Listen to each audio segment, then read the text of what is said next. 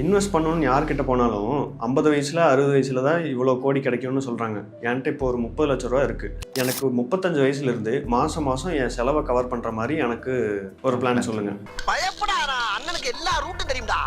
இந்த 30 லட்சத்தை நீங்கள் 13% ரிட்டர்ன்ஸ் கொடுக்குற ஃபண்டில் இன்வெஸ்ட் பண்ணிவிட்டு அப்படியே விட்டுருங்க. 12 வருஷம் கழிச்சு உங்களோட 35வது வயசில் இந்த 30 லட்சம் 1 கோடியே 30 லட்சமாக மாறி இருக்கும். ஸோ இந்த அமௌண்ட்லேருந்து நீங்கள் மாதம் 60,000 ரூபாய் வித் ஆனுவல் இன்க்ரிமெண்டல் 5% எடுத்து நீங்கள் 60வது வயசு வரைக்கும் வித்ட்ரா பண்ணலாம். ஸோ நீங்கள் 35வது வயசில் 60,000 ரூபாய் எடுப்பீங்க, 36வது வயசில் 63,000 ரூபாய் எடுப்பீங்க. ஸோ இதே மாதிரி இன்க்ரிமெண்ட் ஆகிட்டே வந்தீங்கன்னா உங்களோட 60வது வயசில் நீங்கள் 2 லட்ச ரூபாய் மாதம் மட்டுமே எடுப்பீங்க. நீங்கள் இது வரைக்கும் மொத்தமாக வித்ட்ரா பண்ண அமௌண்ட் 3 கோடியே 43 லட்சம் அண்ட் உங்களோட பேலன்ஸ் 2 கோடியே 90 லட்சம் இருக்கும். உங்ககிட்ட 23 வயசில் 30 லட்சம் தான், நீங்கள் என்ன பண்ணுவீங்கன்னு கமெண்ட் பண்ணுங்கள். இந்த வீடியோ ஜஸ்ட் எஜுகேஷன் பர்பஸ்க்கு மட்டும்தான். உங்கள் தேவைக்கு ஏற்ற மாதிரி இன்வெஸ்ட் பண்ணணும்னா ஒரு நல்ல ஃபினான்ஷியல் அட்வைசரை கன்சல்ட் பண்ணுங்கள்.